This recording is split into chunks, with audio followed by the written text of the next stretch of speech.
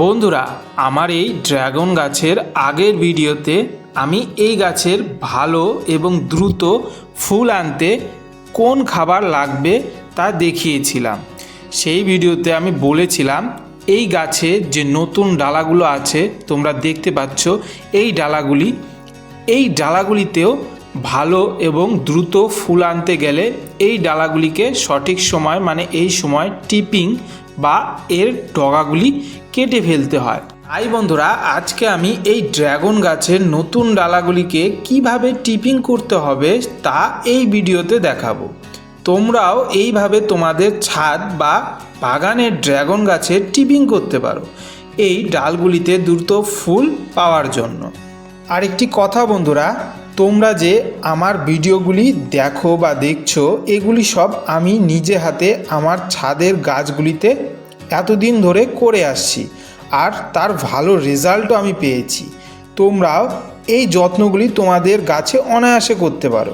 তাই বন্ধুরা, তোমরা যদি এই চ্যানেলে নতুন হয়ে থাকো বা এখনও এই চ্যানেলটি সাবস্ক্রাইব না করে থাকো, তবে অবশ্যই সাবস্ক্রাইব করে নিও।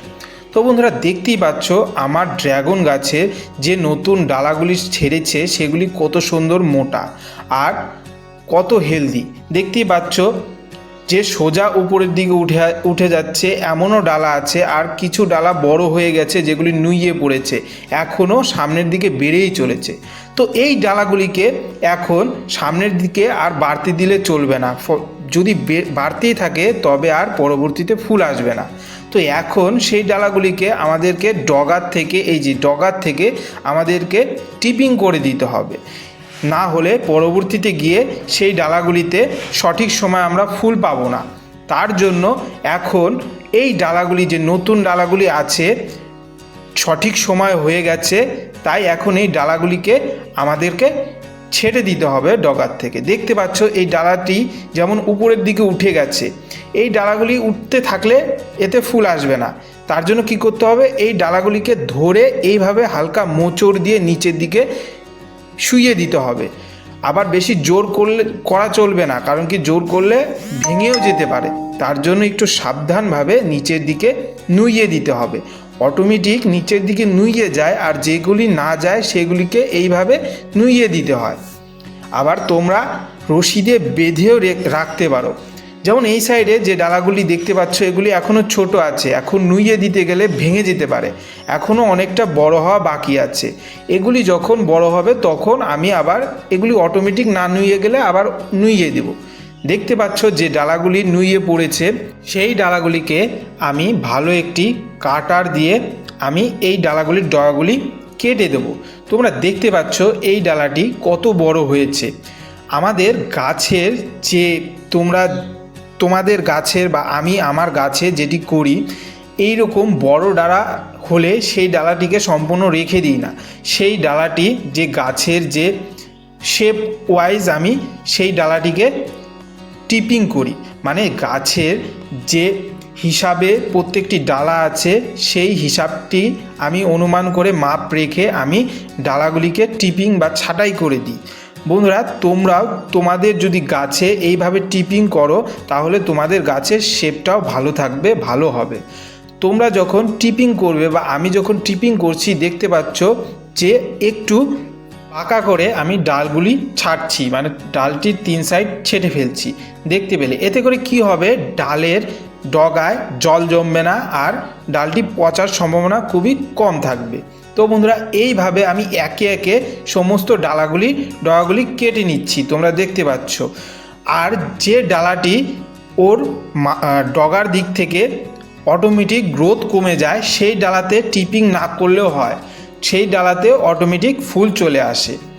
বন্ধুরা, আমি তাই আমার গাছটিতে একে একে যে সমস্ত ডালগুলি আছে ঠিক এমনভাবে একে একে ডগাগুলি ছেটে ফেলছি, আর যে ডালাগুলি ছোট আছে সেটিকে ছেড়ে দিচ্ছি। এই গাছের ডালের ডগাগুলি টিপিং করার জন্য তোমরা এই রকম ধারালো চাকু দিয়েও কিন্তু তোমরা অনায়াসে টিপিং করতে পারো। আমার যেটা মনে হলো যে এই কাটারের থেকে আমি চাকু দিয়েই ভালোভাবে টিপিং করছিলাম, ভালো সুবিধা হচ্ছিল আমার, কারণ কি এই ডগাগুলি এখনও নরম, তাই টিপিং করতে সহজেই টিপিং হচ্ছিল। আর যেমন এই ডালাটি দেখতে পাচ্ছ যে এই গ্রোথ বন্ধ হয়ে গেছিলো, আবার খাবার পাওয়ার পরে আবার মাথার থেকে গ্রোথ শুরু হয়ে গেছে। আমার তো এত বড় প্রয়োজন নেই, তাই আমি ডালাটি সঠিক জায়গায় থেকে রেখে আমি টিপিং করে দিচ্ছি। এইভাবে বন্ধুরা তোমরা একে একে তোমাদের গাছের যে সমস্ত ডালা আছে সেই ডালাগুলিকে টিপিং করে নিবে। আমিও সেম সঠিকভাবে বা সঠিক সাইজ রেখে বা মাপ রেখে আমি গাছের ডালাগুলি টিপিং করে নিলাম।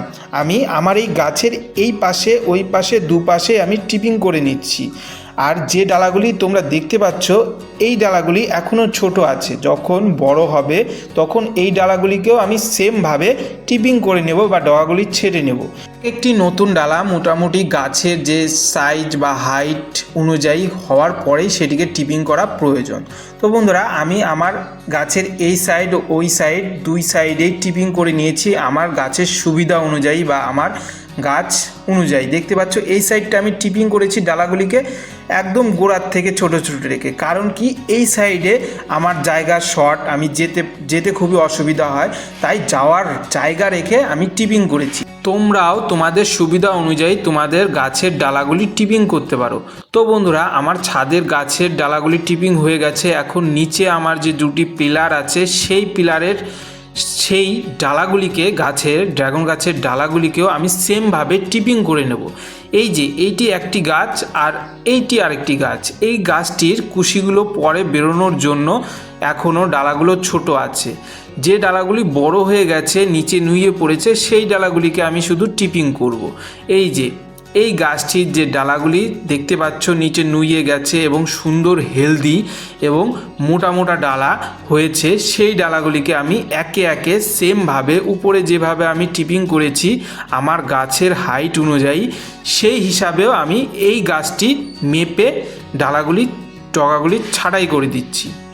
আমি যে আমার গাছের ডালগুলি টিপিং করছি এতে কী হবে, অনেক সময় এমনও হয় যে পুরনো ডালের তুলনায় এই নতুন ডালগুলিতেই আবার আগে ফুল চলে আসে। তো সেই রকম ফুল আসলে কিন্তু সেই ফুলগুলো টিকবে না, তাতে ভয় পাওয়ার কোনো কারণই নেই।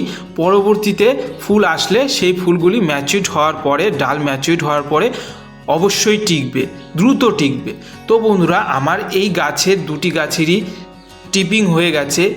এখন এই নিচে প্লারের গাছ এবং আমার ছাদের গাছগুলির যে টিপিং হওয়ার পরে যে ডালের ডগাগুলি আছে সেই ডগাগুলিতে ফাঙ্গিসাইড লাগিয়ে দিতে হবে।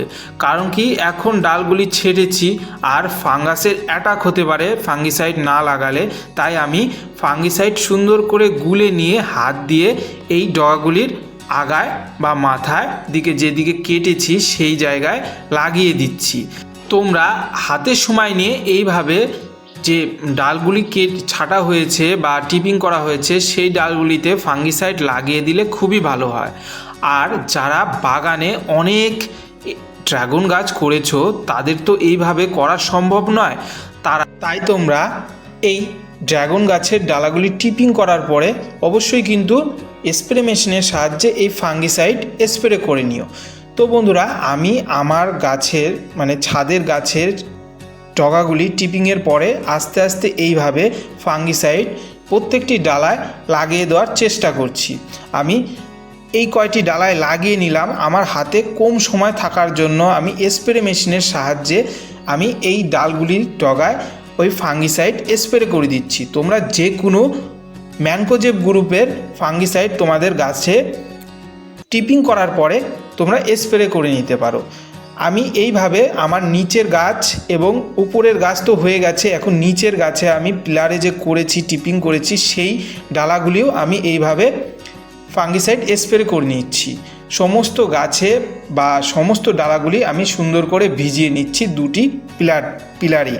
তো বন্ধুরা এর পরবর্তীতে এই গাছগুলিতে কি করতে হবে বা কী যত্ন নিতে হবে আমি কিন্তু এমনভাবেই আমি আমার এই চ্যানেলে নিয়ে আসতে থাকবো। তো বন্ধুরা তোমরা অবশ্যই কিন্তু এই চ্যানেলটিকে সাবস্ক্রাইব করে রাখবে, কেননা আমি যখন পরবর্তীতে কোনো ভিডিও দিব তোমরা সহজেই সেই ভিডিওকে দেখে নিতে পারবে এবং তোমরাও তোমাদের গাছে এইভাবে যত্ন করতে পারবে। আর এত সুন্দর ভিডিওটি ভালো লাগলে অবশ্যই একটি লাইক করবে। আর এই ভিডিও সম্পর্কে যদি কোনো প্রশ্ন থেকে থাকে অবশ্যই কমেন্ট করবে, আমি আমার অভিজ্ঞতা অনুযায়ী সেই প্রশ্নের উত্তর দেওয়ার চেষ্টা করব। এত সুন্দর ভিডিওটি সম্পূর্ণ দেখার জন্য ধন্যবাদ। তোমরা সুস্থ থেকো, ভালো থেকো, আর আমার এই চ্যানেলের পাশে থেকো। তো বন্ধুরা, দেখা হচ্ছে আমার ছাদ বাগানের পরের কোনো গাছের ভিডিও নিয়ে। আজকে এই পর্যন্তই, ধন্যবাদ।